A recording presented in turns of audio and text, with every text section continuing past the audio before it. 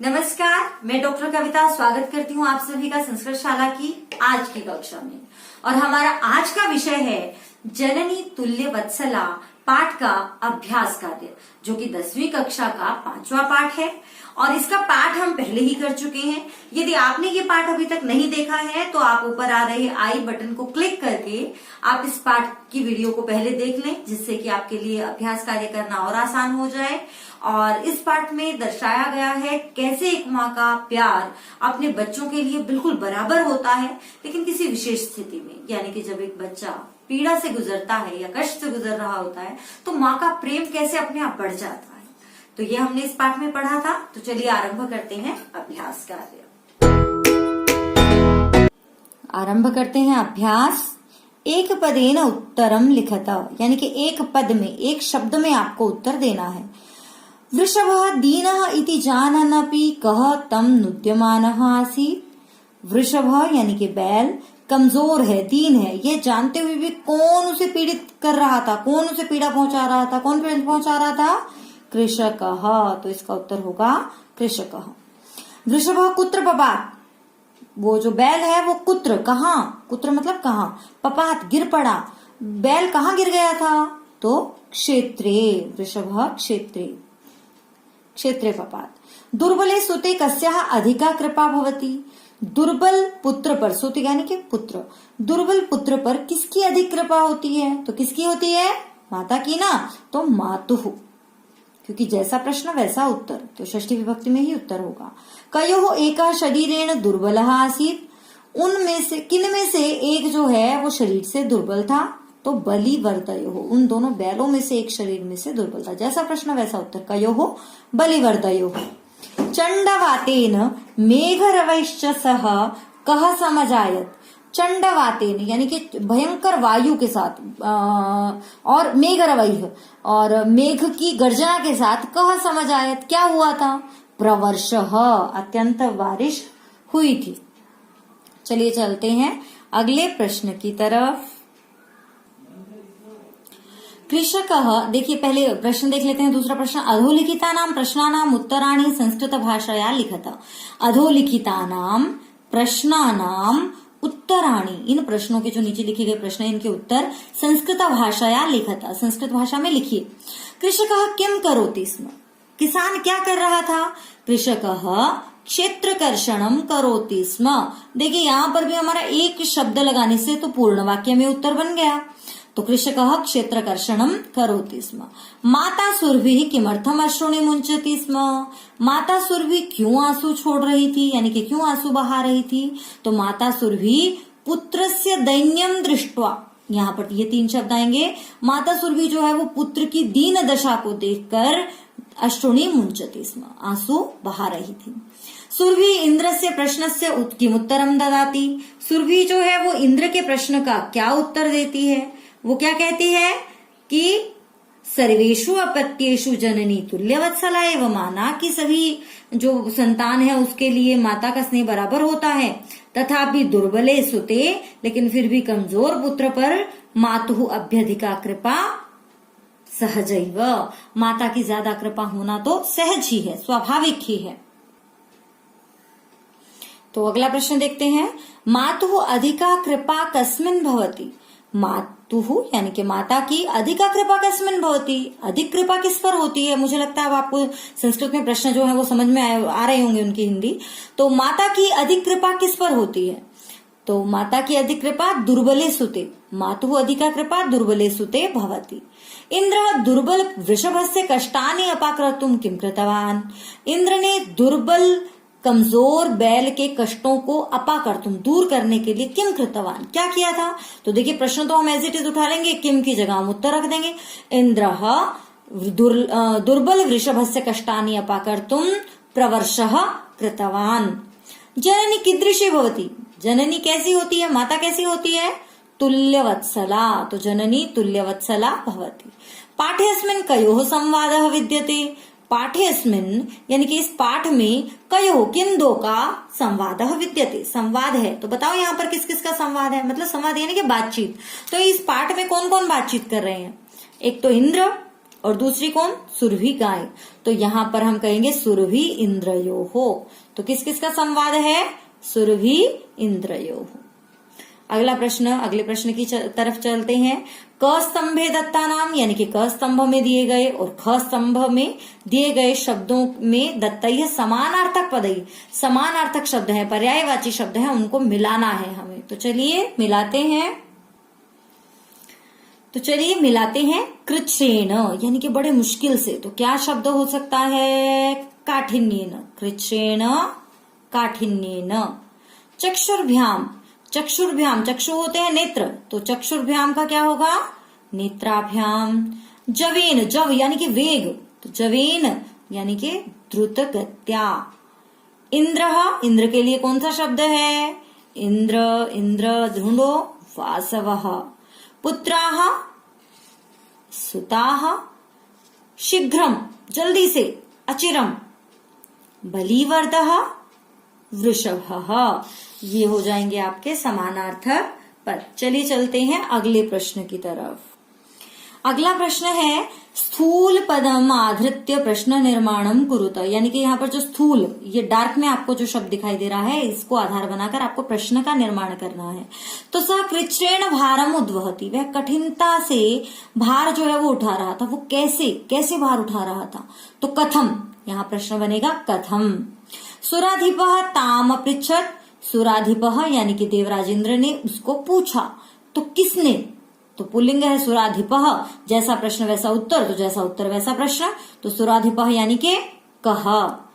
अयम अन्येभ्यो दुर्बलः, ये दूसरों से दुर्बल है। अन्येभ्यो का प्रश्न क्या बनना चाहिए, जैसा प्रश्न वैसा उत्तर, जैसा उत्तर वैसा प्रश्न। केभ्यो, धेनूनां माता सुरभिः आसीत्, गायों की माता सुरभिः आसीत यानी कि सुरभि थी। धेनु नाम, नाम वाले का प्रश्न ज्यादातर बनेगा केशाम, और स्त्रीलिंग है तो कासाम। धेनु नाम माता सुरभि आसीत। तो सहस्राधिकेषु पुत्रेषु सत्स्वपि सा दुखी आसीत, सहस्राधिक पुत्र होने पर भी वह जो है वो दुखी थी।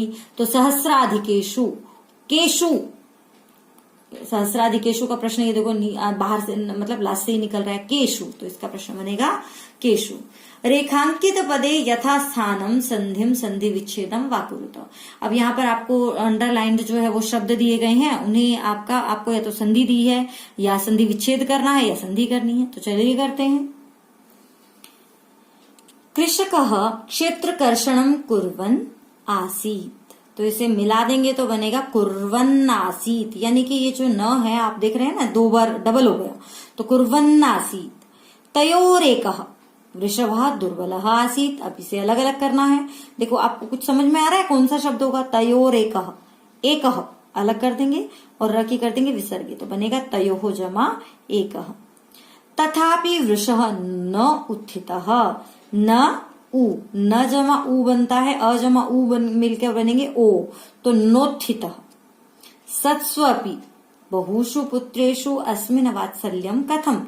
सत्स्वपि, यहाँ पर देखिए व जो है उसको उ हो जाएगा, तो सत्सु जमा अपि, तो ये बनेगा सत्सु जमा अपि। तथा जमा अपि जमा अहम जमा एतस्मिन् स्नेहम अनुभवामि, ये शब्द हमने पाठ में अलग किया था, याद होगा आपको। तो इसे जोड़ना है। तथापि आ मिल गए, तथाप्य ई को य हो गया, तथाप्यहम में तस्मिन्, म में ए जुड़ गया, तो ये बन जाएगा तथाप्यहम एतस्मिन्। में बहूनि अपत्यानि, बहूनि अपत्यानि, ई को हो जाएगा य, तो बन जाएगा बहून्यपत्यानि। ई को य हो गया तो न आधा रह गया और य इधर मिल गया, तो बन जाएगा बहून्यपत्यानि। सर्वत्र जलोप्लवः संजातः, सभी जगह जल ही जल हो गया, तो जलोप्लवः, जल जमा उपप्लवः, ओ हो रहा है ना, तो यानी कि अ उ मिले हुए हैं, जल जमा उपप्लवः, तो यहाँ पर ये इसकी संधि हो जाएगी। अगला प्रश्न देखते हैं। अधोलिखितेषु वाक्येषु रेखांकित सर्वनाम पदम कस्मै प्रयुक्तम। देखिए ये प्रश्न बहुत बार पूछा जाता है पेपर में, आपके पास ऐसे ही तो प्रश्न आते हैं, तो इसे ध्यान से समझिएगा कि अधोलिखित वाक्यों में रेखांकित सर्वनाम पद को किसके लिए प्रयोग किया गया है? तो यानी कि यहाँ पर रेखांकित पद है सा। सर्वनाम कौन से होते हैं? जो संज्ञा के स्थान पर प्रयोग होते हैं। तो यहाँ एक बार लाइन पढ़ते हैं फिर बताती हूँ। सा च अवदत्, और वह बोली, भो वासव अहम भृशम दुखितास्मि, हे इंद्र मैं बहुत दुखी हूं। अब यहाँ पर वो बोली कि मैं बहुत दुखी हूं, है ना। तो यहाँ पर वो कौन है? वो कौन है? सुरभि गाय। तो सा शब्द किसके लिए आया? बस यही पूछ रहे हैं, कस्मै प्रयुक्तम किसके लिए आया है? तो सुरभये, आप ऐसा भी लिख सकते हो, या एक बहुत आसान तरीका है सुरभि इति पदाय। इस शब्द के लिए सा प्रयोग किया गया है, सुरभि इति पदाय, ये इसका उत्तर होगा। पुत्र से दैन्यम दृष्ट्वा अहम रोदिमि, पुत्र की दीनता देखकर मैं रो रही हूं। तो यहाँ पर मैं कौन है? फिर से वही सुरभि गाय, तो सुरभि इति पदाय। सह दीनः इति जानन् अपि कृषकः तं पीडयति, वो दीन है यह जानते हुए भी किसान उसे पीड़ा पहुंचा रहा है। वह दीन है, वह किसके लिए आया है? कौन दीन है? किसान है, बैल है, या सुरभि गाय, या इंद्र? कौन? तो हाँ, यहाँ बैल दीन है, तो वृषभ इति पदाय, या वृषभाय भी आप लिख सकते हो। मैं बहूनि अपत्यानि संति, मैं मेरी बहुत सारी संतान है। तो मेरी कौन कह रहा है? मेरी किसके लिए आया? मेरी, तो मेरी सुरभि इति पदाय। सच ताम एवं असांत्वयत, उसने उसे इस प्रकार सांत्वना दी। किसने सांत्वना दी थी? इंद्र इति पदाय। सहस्रेषु पुत्रेषु सत्स्वपि तव अस्मिन् प्रीति अस्ति, हजारों पुत्र होने पर भी तुम्हारी इसमें प्रीति है। तुम्हारी इसमें प्रीति है। तुम्हारी कौन? तुम्हारी है यहाँ पर, तुम्हारी कौन है? किसके लिए आया तुम्हारी? तो सुरभि इति पदाय। तो ये हमारा ये ढूंढने का तरीका संज्ञा सर्वनाम में उलझना नहीं है, सर्वनाम क्या आ गया, बस सीधे ये देखो कि वो शब्द किसके लिए आया है। ठीक है, चलते हैं अगले प्रश्न की तरफ। क स्तंभे विशेषण पदम लिखितम, क स्तंभ में विशेषण लिखा हुआ है और ख में विशेष्य पद, और इनको मिलाना है। देखिए ये भी प्रश्न आपके पास आता है ना कि विशेष्य का विशेषण बताइए या विशेषण का विशेष्य बताइए, है ना। विशेषण यानी कि उसकी विशेषता, और विशेष्य यानी कि जिसकी विशेषता बताई जा रही है। तो चलिए देखते हैं। कश्चित, कोई, कौन कोई? कृषकः, कश्चित कृषकः। और दुर्बलम, देखिए जो विभक्ति यहाँ रहेगी वही यहाँ मिलेगी आपको। दुर्बलम कौन? वृषभम। विशेष्य विशेषण की एक खासियत होती है, जो विभक्ति, जो लिंग विशेष्य का होता है वही विशेषण में मिलेगा। तो दुर्बलम वृषभम। क्रुद्ध, क्रोधी, कौन था क्रोधित? कृषिवलः, किसान। और सहस्राधिकेषु, हजारों से ज्यादा कौन थे? पुत्र। अभ्यधिका, अत्यधिक। कृपा। और विस्मितः, कौन था आश्चर्यचकित? आखंडलः। तुल्यवत्सला, बिल्कुल बराबर स्नेह होता है, किसका? माता का। तो ये था हमारा 7वां प्रश्न। यहाँ हमारा जो पाठ है वो समाप्त होता है। आशा करती हूँ कि आपको पाठ अच्छे से समझ में आया होगा, और यदि कहीं कोई कंफ्यूजन है तो आप कमेंट बॉक्स में टाइप करके पूछ सकते हैं। और जो प्रश्न आपको अभ्यास पाठ के करवाते समय मैंने दिए थे करने के लिए होमवर्क के रूप में, गृह कार्य के रूप में, तो मैं आशा करती हूँ कि आपने वो जरूर किए होंगे। और अगर आपने अभी पाठ नहीं देखा है तो पहले पाठ को जरूर देख लें, आई बटन स्टार्टिंग में ही दे दिया गया है, उसे क्लिक करके। और बेटा अगर आप इस चैनल पर नए हैं तो आप सब्सक्राइब कर सकते हैं, ताकि आपकी जो सारी संस्कृत की सामग्री है वो आप तक आसानी से पहुंच सके। और थैंक यू, धन्यवाद बहुत बहुत। मिलते हैं अगली बार, तब तक देखते रहिए संस्कृत शाला।